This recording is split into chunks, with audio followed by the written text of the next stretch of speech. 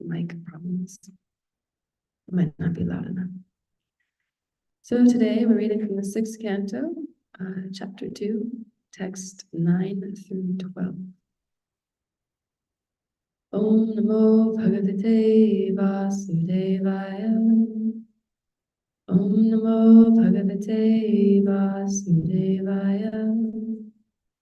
Om Namo Bhagavate Vasudevaya. So I'm going to turn this up in a second.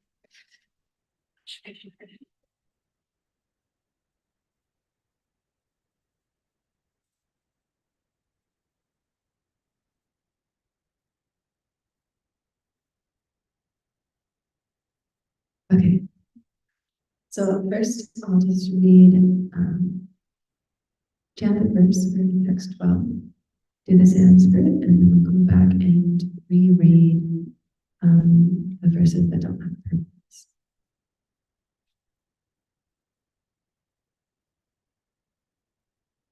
Today's text is actually this text 12, from 9 to 11.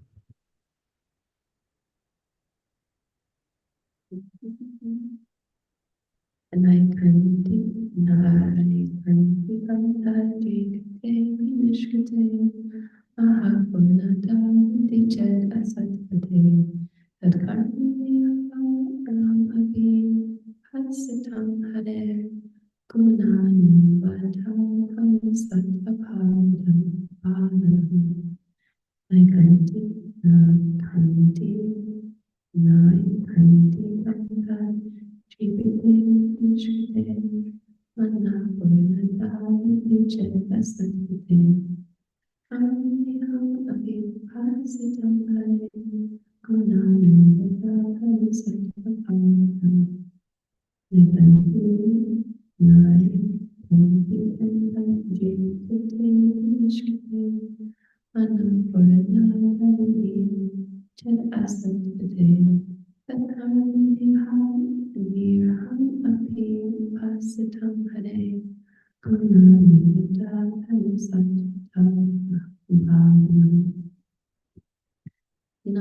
not I can become absolutely cleansed, cut the heart, because Krite, very nicely performed, Api, although Nishkrite, atonement, Manaha, mind, Punaha, again, Avanti, runs, Chet, Asat, Pate, on the path of material activities, Tat, therefore, Karamaniraham, cessation of the fruitive reactions of material activities.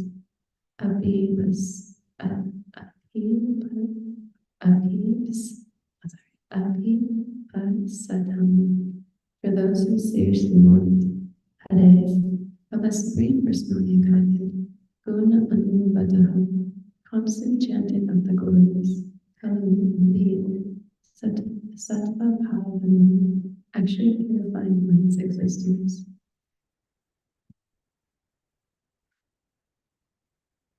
Just rereading the previous text.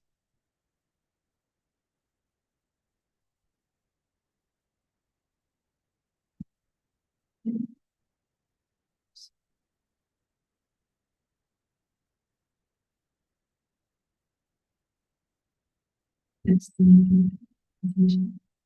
The chanting of the holy name of the Lord Vishnu is the best process of atonement for a thief of gold or other valuables, for a drunkard, for one who betrays a friend or relative, for one who kills a Brahmana, or for one who indulges in sex with the wife of his guru or another superior. It is also the method of atonement for one who murders women, the king or his father, for one who slaughters cows, and for all other sinful men. Simply by chanting the holy name of Lord Vishnu, such a sinful person may attract the attention of the Supreme Lord, who therefore considers, because this man has chanted my holy name, my duty is to give him protection.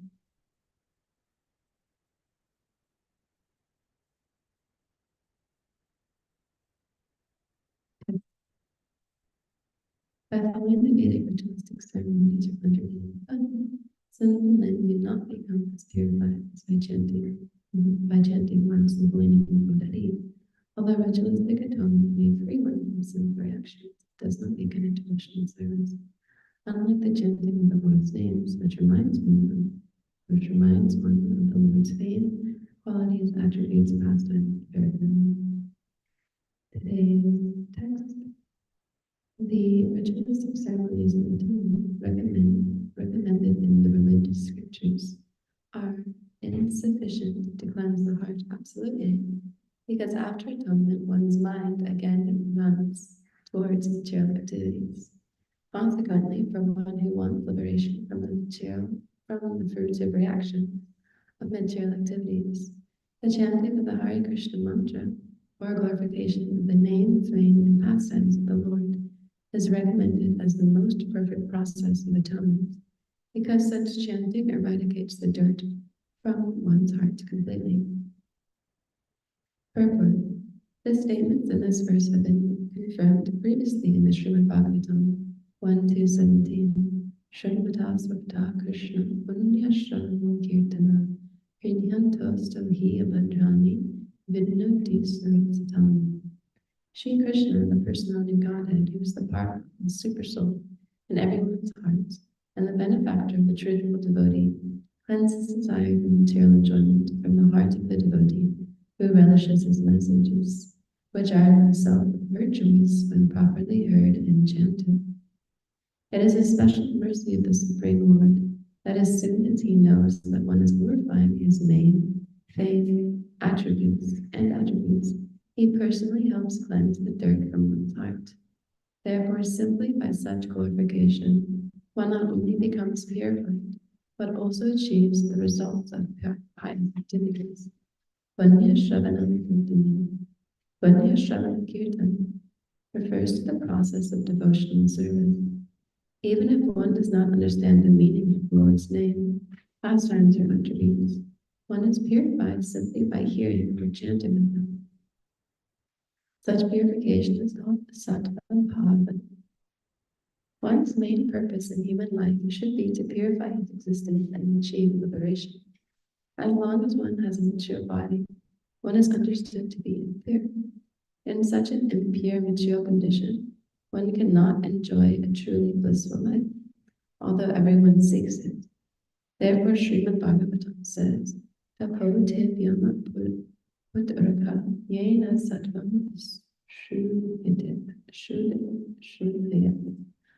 One must perform the tapasya, austerity, to purify his existence in order to come to the spiritual platform. The tapasya of chanting and glorifying the name, fame, and attributes of the Lord is a very easy purifying process by which everyone can become happy. Therefore, everyone who desires the ultimate cleansing of the heart must adopt this process. Other processes such as karma, jnana, and yoga cannot cleanse the heart completely.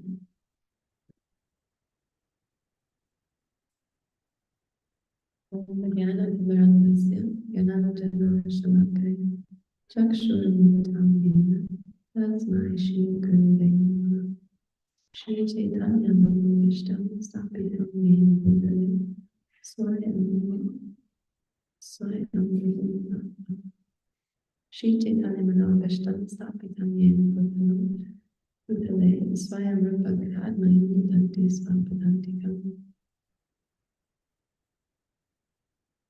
Remember this is this. Om Jnana-timirandasya Jnana-jnana-shalakaya Chakshur-militam Yena Tasmai Shri-Gurave Vandeham Shri Guru Shri Thapadakam Shri Guru Vaishnavascha Shri Rupam Sargajatam Sagana Raghunattam Vidham Sajivam Sadvaitam Savadutam Parijanam Sahitam Shri Krishna Chaitanya Devam Shri Radha Krishna Padam Saganam Vitam Shri Vishkantam Shri Radha Krishna Padam Saganam Vitam Shri Vishkantam Panchakalpa Tarubhyascha Kripya Sindhubhyam Cha Patitanam Padmebhyo Vaishnavebhyo Namo Namo. Jai Shri Krishna Chaitanya Prabhu Nityananda Shri Advaita Shiva Sri Hare Krishna Krishna Krishna Hare Ram Hare Ram.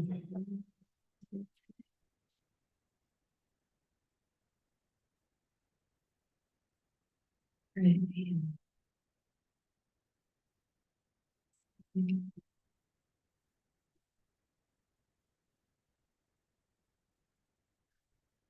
Okay, so what an interesting purport and translation by Srila Prabhupada. I really like this part he says in the translation. Sorry, in the first paragraph of the purport.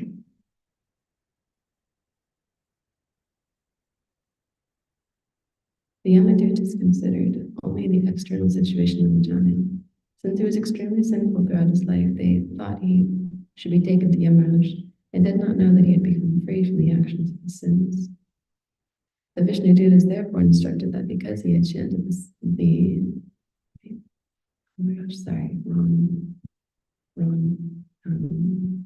part, that's why I was confused. Okay, sorry, here we go. Translation. The ritualistic ceremonies of atonement recommended in the religious scriptures are insufficient to cleanse the heart absolutely, because after atonement, one's mind again runs towards the material activities. Consequently, for one who wants liberation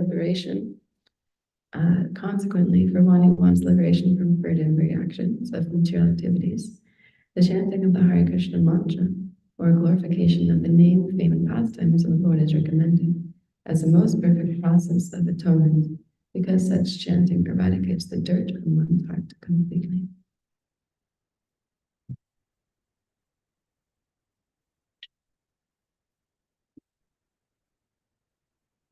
Okay, Hare Krishna. Dear devotees, apologies for the back and forthness. I'm had a little late tonight, so I'm a little tired and a little forgetful. But hopefully, with your blessings and mercy, I'll be able to say something in some way that's pleasing and helpful. So this is quite nice. This is quite nice to hear about. And I thought it was quite relevant to speak today a little bit about the glorious pastimes of Lord Jagannath. And since we have the wonderful celebration coming up tomorrow of the Rath Yatra pastimes,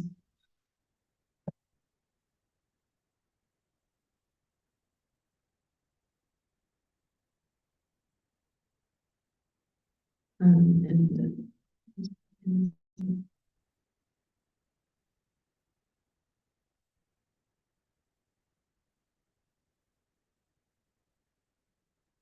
this always happens to me, seeming right as I get Bhagavatam class, must be some special purification that I always have some technical difficulties in the middle of the class or just before it starts. So we're getting ready for this ecstatic day tomorrow. We're going to celebrate the Rath Yatra ceremony, which is the opportunity for us to get completely ecstatic and build up our anticipation to see the Lord enjoying his pastimes in a variety of different ways. We're trying to transplant the ecstatic Lord that sits in Jagannath Puri, Narissa, and bring that same Lord to central Pennsylvania, the Gita Nagari, to exhibit his pastimes of riding in a cart. And as we hear in Srimad Bhagavatam, that Krishna is, one of the first texts in Srimad Bhagavatam is Janmanya Vasyayataha, which means that the Supreme Lord is the origin of all emanations. and that all of the pastimes actually come from Krishna. So everything comes from Krishna.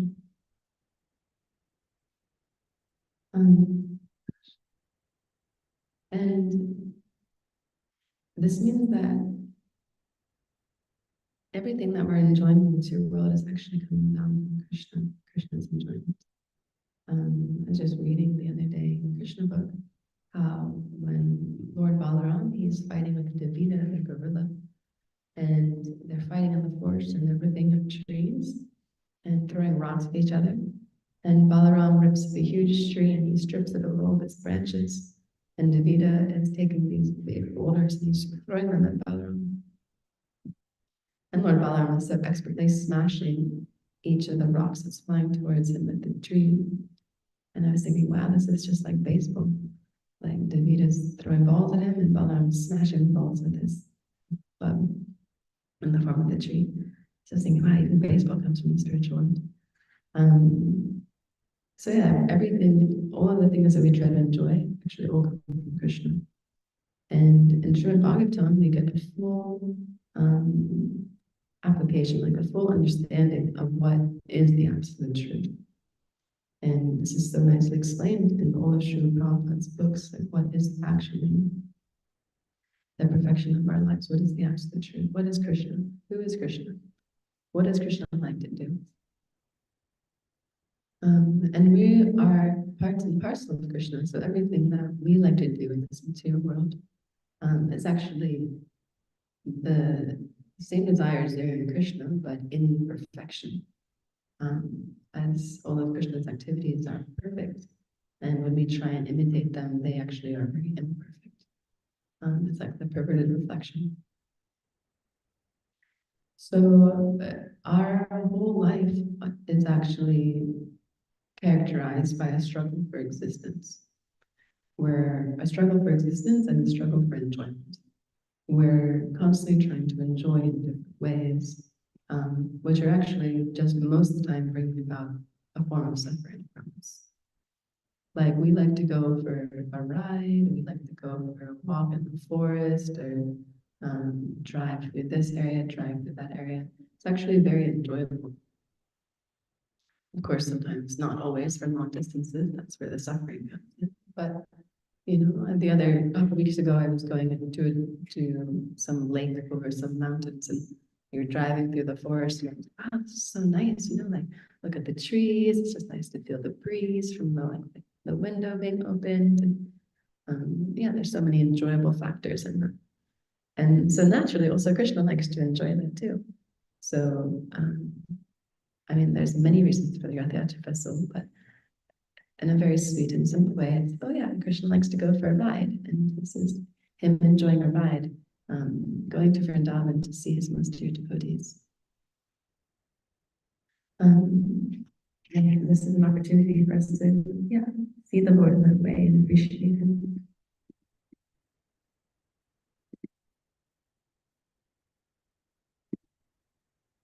And I want to read something from Chaitanya Charitamrita. But Krishna's purifying my intelligence right now and not allowing me to my laptop to work properly. It would only work if I restarted it, which so we'll come back to it later. So it's described that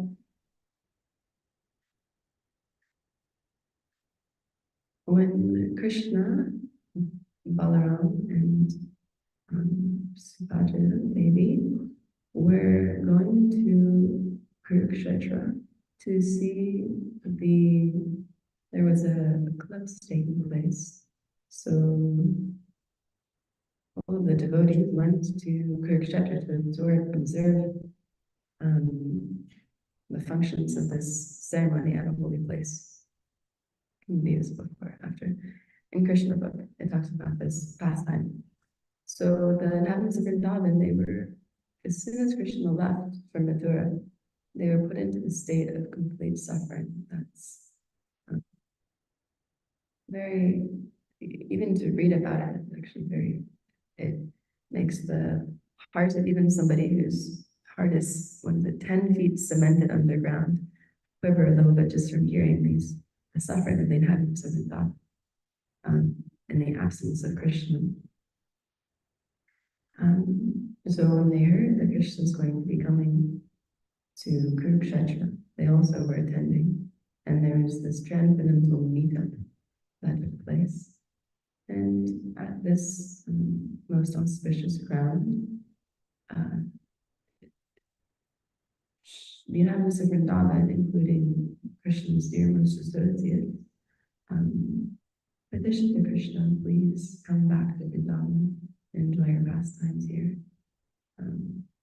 Here you are dressed in a royal abode, you're dressed in costly garments, and you're a king here, living such a royal lifetime, but please come back to the banks of the Yamuna and enjoy with us underneath the Kadamba trees. So they're petitioning to Krishna in this way, and this is the basis of the Rath Yatra festival, where Lord Jagannath is leaving Puri. He's going to Vrindavan to see the inhabitants of Vrindavan. Very nicely explained in the Chaitanya Charitamrita. And I'd like to talk a little bit today about how Jagannath appears. I'm sure there's many different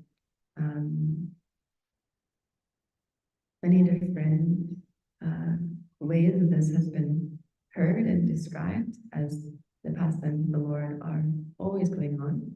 Therefore, there's unlimited ways that Krishna can appear, and each way he can appear can be slightly different depending on the time, the place, and the circumstance that are according to his desires. And I've only heard two ways. One of them is a very long story, and the other one's very short. So I thought I'd just as quickly as I can, go through this pastime of Lord Jagannath's manifesting in the world. And I've heard this from Mala Bhakta Swami's narrations. He has these spiritual story narrations that he gives, and in them he talks about, he gives different stories pastimes from Srimad. He tells them in a very captivating way. So this is one that I've heard many times. I'm trying to repeat it for the for our pleasure to hear about those pastimes. So there's this great king. His name's King Indradyumna, and he is a very great devotee of Lord Vishnu. And he was very, very eager to meet Lord Vishnu face to face. So he was always thinking in this way.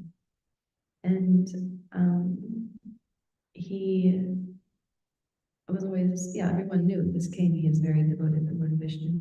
So Krishna sent this, devotee to inspire this devotee to come to the palace of King Indradyumna. And he started talking about this new form of the Lord that had appeared in the village. And he appeared in a deity form called Sri Nilamada. And he's being worshipped very nicely. So the king became very attracted. Oh, the Lord has appeared somewhere in this village. Okay, I must go find him. So he sent out brahmanas and soldiers in all different directions to try and locate Sri Nilamada. And they went out searching in all directions, but everyone came back saying, we could not find him. Everyone except for one brahmana named Vidyapati. Vidyapati was searching through all these different villages, and he came to one village that was inhabited by a class of people called Shabras. And in this village, he was wandering, and he just knocked on one door, one house. The brahmana, as he was traveling, the master of the house was not there, but the daughter was. Her name was Gita. So she welcomed him in, and she served him very nicely until her father came back. And The father's name is Vishvasu. So Vishvasu, he instructed his daughter, please serve, this Brahmana very nicely. And he was there for a while, and then on the instruction of Vishvasu, he married the daughter of Gita. He was living in the house. And he was noticing something very interesting about the Vishvasu, about his father-in-law, that every night he'd leave at around midnight, and he'd return the next morning, and he'd be scented with different like husks, like different fumes, like sandalwood and rose, and this husky flavor, camphor. So he inquired from his wife, he's like, why is my father, why does he do this? What is he doing? Why is he going out? Of course, nowadays, this is very normal for us. Someone, your flatmate leaves at midnight and comes back the next morning smelling like, someone's perfume. We know exactly what they're doing. So, but this time it was very unusual. So the Brahman is asking, what is this? Why is your father doing this? And his daughter, Lalita, says, he goes out every night and he worships Sri Nila Madhava. And he comes back the next morning. So this Brahmana was ecstatic. He was thinking, this is, the mission that I've been searching for, is to find the Lord in this incarnation, in this form, and now my opportunity is much closer. So on the repeated request of his daughter, this Shabara Vishvashu, agrees to take Vidyapati to see this deity. So he binds his hands and he closes his eyes with the blindfold. So he takes him there, but he doesn't want him to know where it is. He doesn't want it to be revealed where this deity is, because he doesn't want to lose the opportunity to keep serving him. He's been very greedy for the service of Krishna. But his wife, Lalita, he puts some mustard seeds in his hands, so that as the Shabara is taking him to see the deity, he's dropping these mustard seeds on the ground and walking the path. And eventually they get there, and he takes the blindfold off, and he sees this beautiful deity of Srila Nila Madhava. And he's ecstatic, and he's jumping up and down and offering prayers, seeing, just absorbing his mind completely in the form of the Lord. And the Brahman starts doing his worship and offering his prayers. And then this voice from the sky says to the Brahmana, for so long, I have been accepting your worship in the forest, and I've been eating the simple fruits and berries that you've been offering me. But now I'd like to accept the worship of my great devotee, King Indra. Please let me go there to see him. So the Brahmana becomes Vishvashu becomes a little anxious, thinking, oh no, I'm going to lose my opportunity to serve Krishna. So he takes the Brahmana and he hides him in his house, and he keeps him there like captive, not letting him leave. And then again, on the repeated request of his daughter, he allows Vidyapati to go. So immediately Vidyapati goes back to King Indrajita and says, I have found Sri Nila Madhava, please come and see him. So the king is like so happy, as you can imagine. We can experience it on the material level when you're wanting something so much. You're like, I need this, I want this, I want this. And then finally, you get an opportunity. Okay, the opportunity's been present. I can go. And there's so much eagerness in the heart. And like, I'm so looking forward to the opportunity to see Krishna. So, of course, this is a pure devotee. So for him, he's actually going to see Krishna. But for us, we can think, the opportunity to see, like tomorrow, we'll get to see Lord Jagannath riding on the chariot. So you can think in our hearts, I'm so eager, I'm so looking forward to seeing this. And this will actually help us be able to appreciate Lord Jagannath in the right mood and mindset. So the king comes, and he comes to the village of the Shabara village, and by following the mustard seed plants that have grown from where the Vidyapati dropped the seeds, they're able to trace to the place where Srimad Bhagavatam was worshipped, but he's not there. And King Indradeva is like very angry now that he's come all the way to see this deity. He's so eager, he so wants to, this is like the perfection of his life. And then he's not there. So he's very angry, he starts arresting everybody in the village. And as he's doing this, then the Lord again, this voice comes from the sky, and he says, King Indradeva, you will not see me in this form of Srimad Bhagavatam. Please go to the top of the Nila hill and instruct a palace there, instruct a temple for me, and I will appear in my form as Harubram in a wooden form. So the king said, okay, do this. These great devotees, how elevated are they that Krishna is speaking to them personally, even if he's speaking to them in a seemingly unmanifest form. So the king Indradeva, now goes to,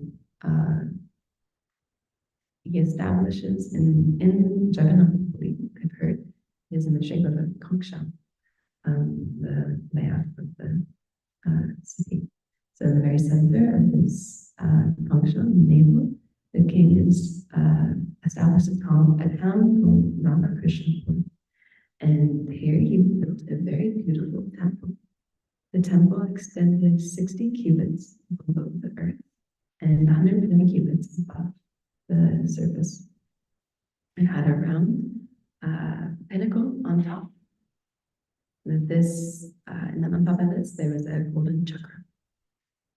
And after he established this very beautiful temple, then he traveled to the planet of Lord Brahma to get Lord Brahma to come down and consecrate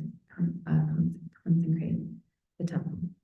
And of course, as we've heard before in many times, that the time difference between the earthly planet and Lord Brahma's planet is very great.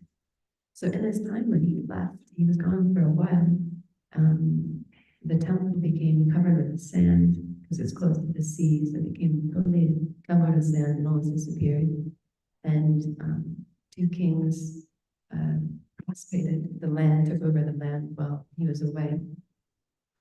And it was this king named Galamadava who rose the temple out of the earth, so rose it from the sand.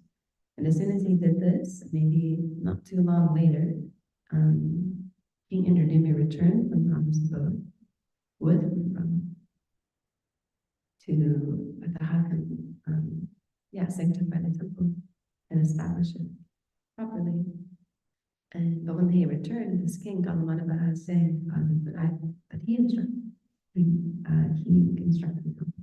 So there is this little debate going who constructed the temple, who's actually the real owner of it.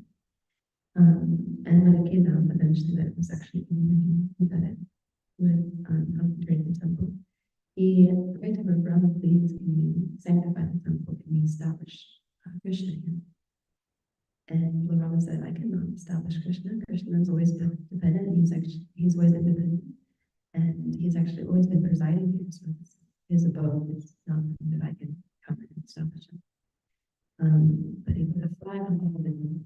He said, if anybody even sees the flag from the Jagannath temple, then and they offer obeisances to it, it will be as though they're seeing Krishna in the temple. So again, the king was depressed. He lies down on a bed of kosher grass and he's getting ready to leave his body. What is the use of my life if I haven't seen Krishna? He can simply lament. What is the use of my life if I'm doing devotional service? What is the use of my existence if I'm not engaged in Krishna practice? So as he's lying, he's on the ground, ready to give up his body. Again, comes between and says, I'll come floating in the sea, my wooden form. Please place me at the place known as Bhakti, which is this, must be a small hut. So the king goes to this place, Bhakti, and he sees a giant piece of wood. And the wood is marked with this lotus flower. And he has thousands of soldiers and they're trying all this piece of wood out of the water and put it on the chariot. And it's impossible. It's too heavy. Nothing seems to be. So again, the Lord is instructing him. He says, go and fetch my original servants who are serving me in my form of Sri and Madhava. The Brahman, Vishavasha, the Shravra, Vishvasha, and the Brahman Vidyapati. And place me on a golden throne that and easily from the feet. So they go, they fetch these devotees, they bring her back, and then very easily they just lift, the Lord out of the water. The Shravra, the Brahmana, they just pick him up, put him on a chariot, like as light as a feather, and they go back to the palace. So then the king, who's known all over the world for being very famous and for being very devoted, he brings in these sculptors to try and sculpt the forms of the Lord. But as soon as these sculptors, with their chisel, they touch the wooden form of the Brahma, then their chisels just crumble and they fall apart. So this happens over and over again. The king's saying, oh no, like now he's here, but how am I going to get him to be actually carved into the form of the Lord? So he's in this quite anxiety state. And then the Lord himself comes and holds my friend. I've heard this too from ways I've heard that the Lord himself comes and holds Godhead in disguise to carve out these forms. He comes in disguise and he calls himself Ananda Bharan. And I've also heard that is the sculpture from the heavenly planets. Who comes, and I don't know that he's still this kind of song. But either way, he comes directly to song. Either the Lord himself comes in his and he says to the king, I can see these forms, next to the service, but only if you leave me in the temple with this wooden form for 21 days, and no one can come in. Then I'll be able to sculpt these forms. So the king agrees, and as he takes the Brahma form of the Lord into the temple with his women, he instructs the other artists that are present there to craft 3 chariots that the Lord said. So they start doing that, and this mysterious sculpture enters the temple and walks the doors, and they hear all these sounds clanging, and there's chiseling, and there's sounds echoing, this, that. All these sounds are taking place, and then all of a sudden, after 14 days, it's quiet. And the king starts to think, there's no sound, maybe he's finished, but it's only been 14 days. He says, 21 days, what to do? And his priest is instructing him. But his wife is saying, no, you should go. So, on the plea of his wife, he opens the temple door. And because he pushed it open, he walks in and he doesn't, the sculpture's gone. And all he sees are these 3 forms of the Lord present. One's big, one's a little smaller, and one's smaller. And as he walks closer, he sees that they have their fingers and the bow have not yet been finished. So these are Jana, Nagari, and Srimad. And the priest, the king's priest, expressing the action, this man came, this mysterious sculptor, he was Lord Jagannath himself. And because he came in too early, he's left, and his work has been unfinished. So the king is anxiety. I'm going to leave it. It's rather the voice of failing in the service. He says, no, and again, and says that he has come this morning, and he is very grateful for the service of the king. He hears manifest himself in these 3 wonderful things. And he asks, in the king, he says, the children who used to serve me, as the Lord, let all of his descendants be my servants. So all of his, everyone who follows, his line, let them serve me as become my servants. Then he says the brother, the Vidyapati, he has two wives, so that his brother and wife, let all of their descendants worship me as my service, my deity, let them serve me and become deity worshippers.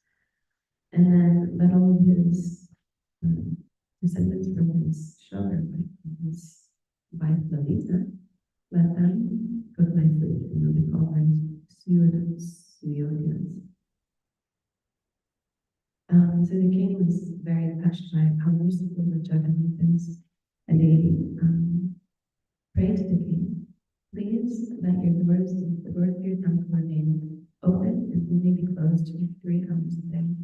And please also let it that you are always eating so that your lotus fingers never remain dry. So this is a very lengthy description of the appearance of Lord Jagannath, how he takes on his form as his 3 manifestations, as Jagannath, Baladev, and Subhadra. And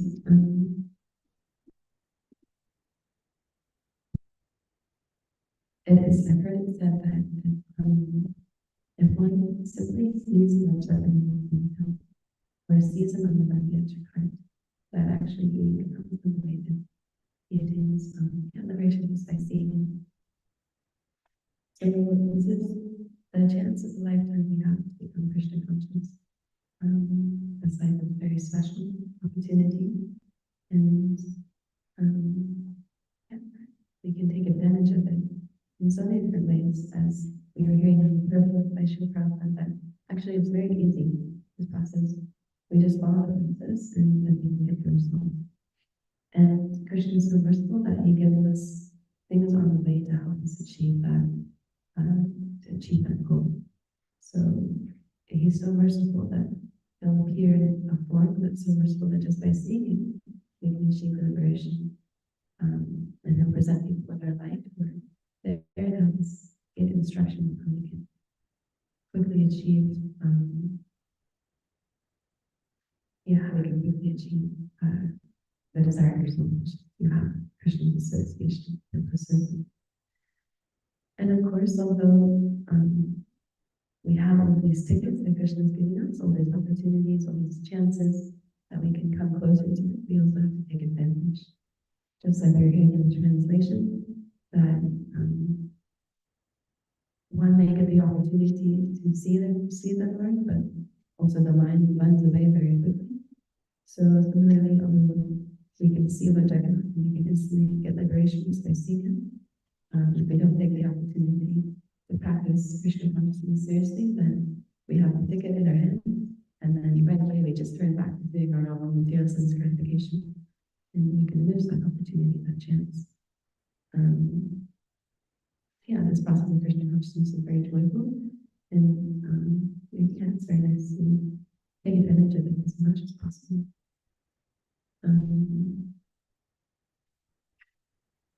So I guess I just stop there. Nearly 7 minutes till culture movements. Anybody have any comments or questions? Okay,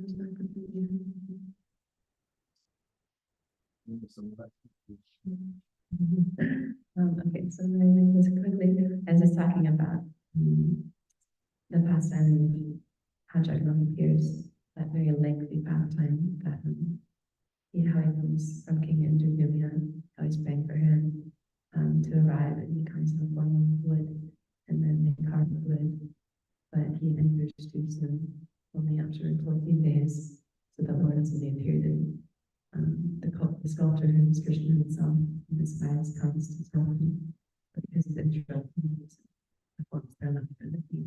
So we see a Lord Jagannath. So I was just describing that, and that's pretty much pastime.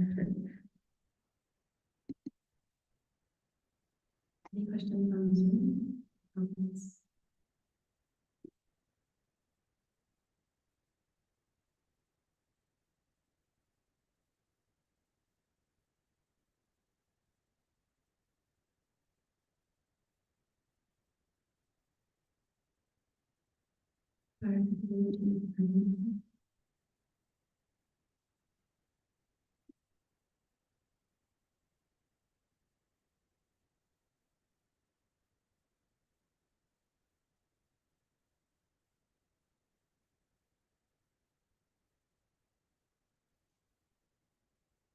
Okay, well, there's one final thing that I've heard.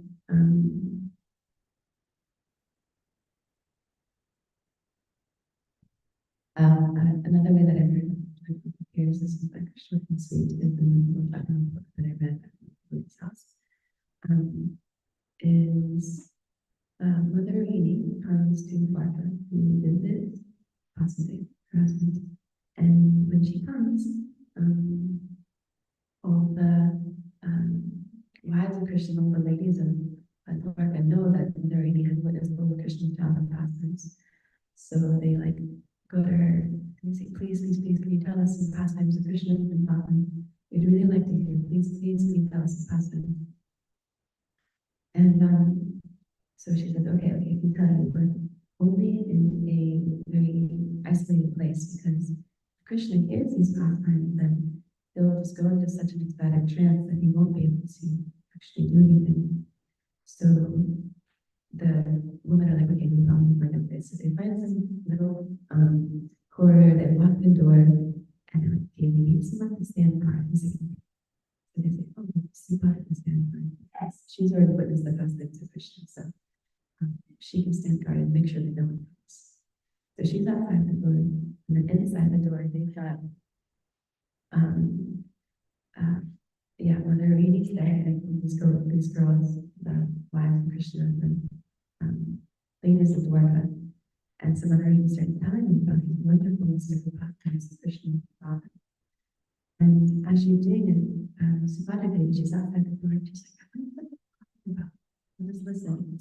So she cups her ears to the door, and she starts listening. And as she's listening to these ecstatic pastimes of Krishna, her eyes are becoming very, very big, and her arms are starting to shrink, and they go inside her body, just like when we're listening to Chaitanya Charitamrita, and you hear the ecstatic pastimes of Lord Chaitanya, how the body can actually transform in many ways. So as she's listening, her eyes are becoming very, very big. Her arm is starting to shrink, her leg is starting to shrink into her body. And then as this is happening, Krishna and Balaram, they're walking by, and they see her, and they think, what is she doing? What is she listening to? What is happening? So they also cup their ears to the door and they start listening to these pastimes. And as they start hearing their own pastimes, they become caught in this ecstatic trance, and also their eyes become very, very big. Their arms start to shrink into their body, their legs start to shrink into their body, and they start to exhibit these transcendental forms. And then as this is happening, Narada Muni comes down and he sees, wow, the Lord is exhibiting these transcendental forms. And he begs Krishna, please, please, position yourself in these forms that everyone can see how person. That everyone can see these ecstatic forms that you display of your own transcendental forms. Yeah, this is another way that I heard of in this world for the benefit.